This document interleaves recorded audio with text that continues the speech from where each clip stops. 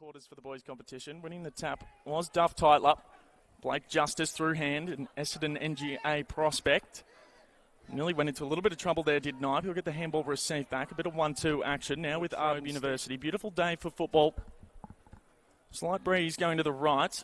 Swade. Defensive 50. He's going to have a couple to beat here. Duff Tytler had a couple bites of the cherry. Couldn't quite pull it off, but they're going to win the football out regardless. Kneipp down the line. Great to see him back playing some football after suffering an injury early in the year. In their third consecutive grand final. Wonderful achievement. Both the boys and girls programs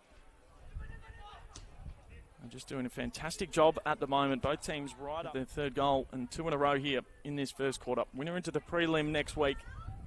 I'll get you a score update from Dandenong and GWV in just a minute. As Calder trying to get this one out of the centre square. Beautiful tackle back to Mitchell Gillen. Landy was the target. Couldn't quite. Here's Kneipp.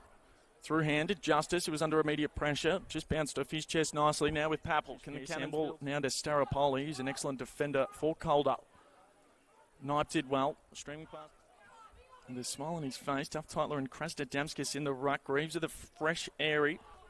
Kneipp with another disposal. That is his 10th of this first quarter. Of course, you probably don't want your half-backers being the leading disposal getters, though. 31-11 in favour of Eastern. So just controlling the football. They're the number one marking team in the Coates Talent League throughout the 2025 home and away season, as we'll throw this one back up just outside this centre circle. Lucky not to be rewarded there. Oliver Greaves had 2 goals in the first quarter, just trying to break through. Felix Kneipp, leading disposal getter on the ground. Bit of a dance on your families and fans in support here at Latrobe. Beautiful day, as I mentioned before. The Eastern girls getting up in their preliminary final, so Kneipp through hand, teammate under a little bit of pressure, but did well, did Buick.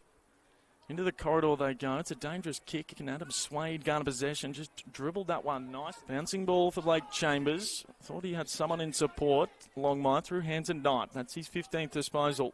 They call him the knife. That looked like a bit of a push in the back. Blake Justice with a crunch. It's hoisted back into play. Duff Tytler up against Krasnodamskis. No, right, could get a concisive tap down. Smothered. Well done there from Texie Longmire. He's trying to rip it out off ground level. Umpire's going to gear up to swing the arms out. That's going to be holding the ball. Dragged it back in. Didn't give enough effort. And the Cannons trying to capitalise on this momentum.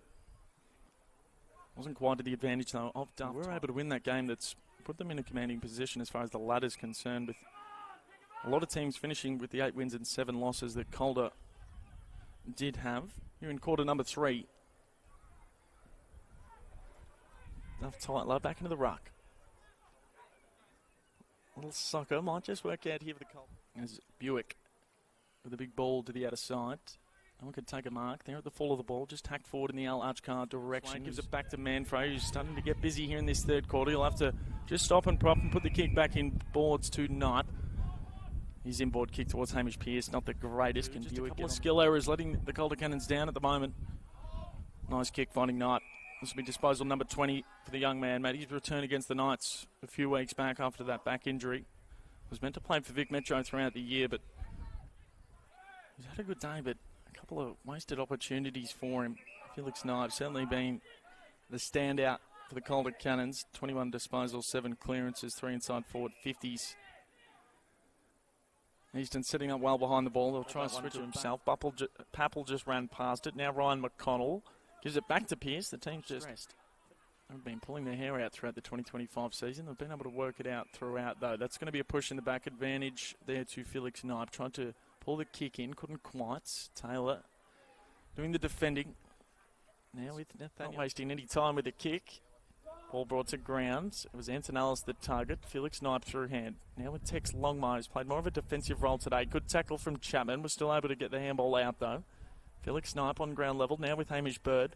Just weaving around his opponent there in Gillen nicely. Back to Kneipp, who's heavily pressured from Antonellis. Just goes to the big barrel. We had a nail-biter earlier in the day at Mars Stadium. Dandenong Stingrays losing by 3 points to the Greater Western Victorian Rebels, thanks to Charlie McKinnon's goal on the siren. Slotting the big fly to Charlie Nash. Couldn't quite. Davidson trying to break through and does so. Couldn't get the kick away. That'll be holding the ball. Free kick going to Felix Kneipp, who can hold his head high.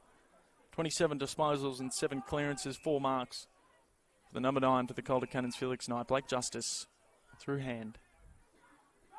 Back to Felix Kneipp, who's been racking them up. Swade couldn't quite, neither could Al Achkar. exits really letting them down. Jackson Barber was able to mop up the mess. Back to Kneipp, bouncing ball back into the corridor.